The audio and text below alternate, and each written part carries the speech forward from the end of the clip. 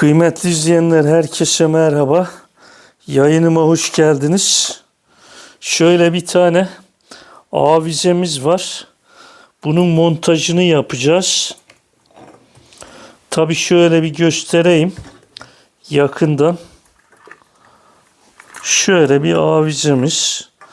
Şu yüksekliğini şuradan ayarlayabiliyoruz kıymetli izleyenler.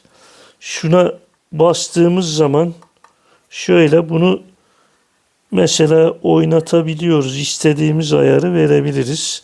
Yine bu da aynı şekilde. Yani bütün şu kabloları, neyse tutucuları ayarını buradan yapabiliyoruz. Böyle bir avizemiz var. Şimdi bunun montajını yapacağız. Tabi ben beremi taktım. Yani duş imkanınız yoksa başınız toz olabilir. Çünkü buradan delik açacağız. Bir de şunu söyleyeyim kıymetli izleyenler. Şimdi burada iki tane uç var bunda. Biri elektrik, biri nötr tabii ki. Yani birini birini de diğerine bağlayabiliriz burada. Hiç sıkıntı yok. Yani şeyimiz LED avizemiz bu. Şimdi malzeme olarak tabii benim tavanda yaklaşık 5 santim köpük var. Hatta daha fazla. Bir de şu şey var, ortadaki kısım var. Yani 6-7 santim köpük var. Vidalarımız şu şekilde, bir tanesi 10 santim, biri de 7 santim. Bakalım hangisi kurtaracaksa onu kullanacağız.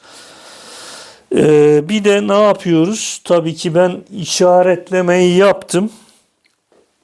Şu demirle oradan bir işaret yapacağız. Ben yaptım ama size de göstereyim.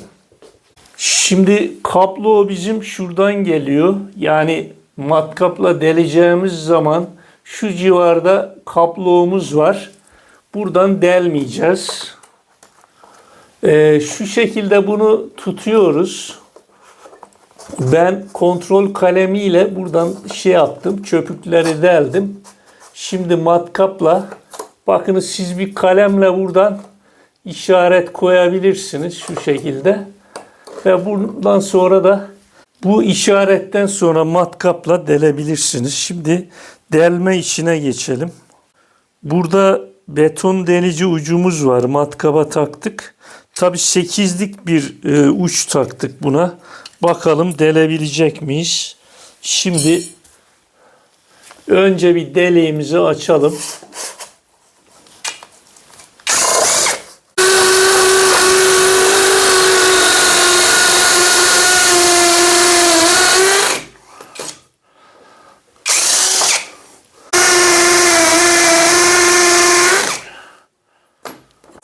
Şu tarafı deldik biraz.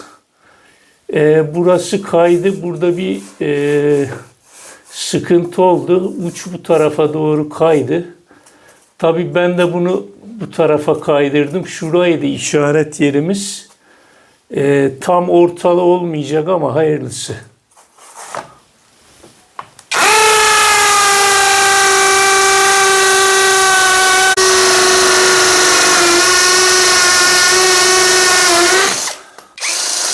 Şimdi kıymetli izleyenler, dübele vidayı taktık.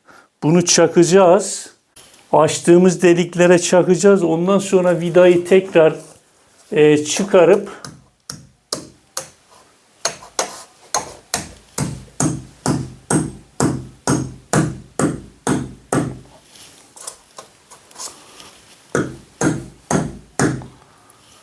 evet, vidayı çıkarıp ve avizenin aparatını takacağız.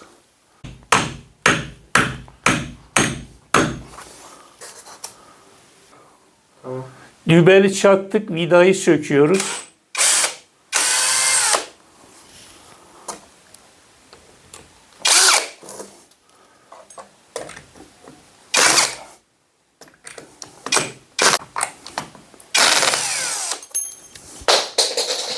Şimdi kıymetli izleyenler, lambanın aparatını takıyoruz.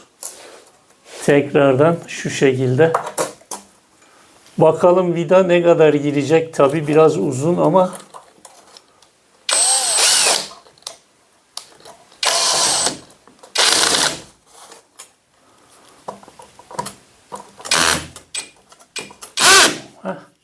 güzel.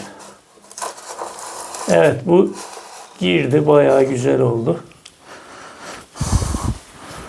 Şimdi diğerini takalım. Bu da.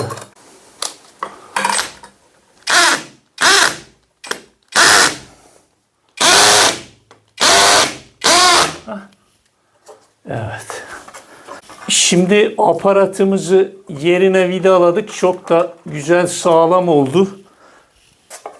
Tabii ki 10 santimlik 10 santimlik vidayla takmış olduk.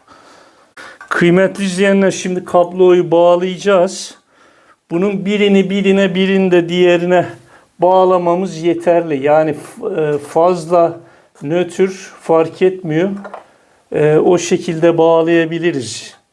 Denk getirmeye gerek yok yani. Vidamızın bir tanesini taktık. Şu tarafı da takacağız. Evet, çok sağlam oldu. Şu ortayı tutturamadık.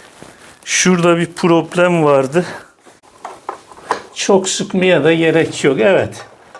Dediğim gibi ayarları, kıymetli izleyenler, şuradan yapabiliriz. Yani şunu bastırdığımız zaman, şunu ittirdiğimiz zaman gidiyor. Bakınız, şöyle göstereyim.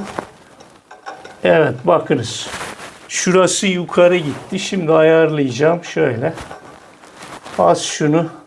Yani yüksekliğini istediğiniz gibi ayarlayabilirsiniz. Montajımız tamam. Şimdi bir yakalım. Kıymetli izleyenler, montajımız tamam. Şöyle bir açalım. Evet, bu beyaz ışık. İlk bastığımız zaman beyaz ışık yanıyor. Sonra gün ışığı. Şu da karışık galiba. Evet. Burası yaklaşık 20 metrekare. Yalnız şu eğri oldu. Güzel aydınlattı burayı. Çok güzel oldu. Kıymetli izleyenler, zor da olsa montajımızı yaptık. Bir paylaşımı daha burada bitiriyoruz. Bir sonraki paylaşımda görüşmek üzere. Hoşça kalın.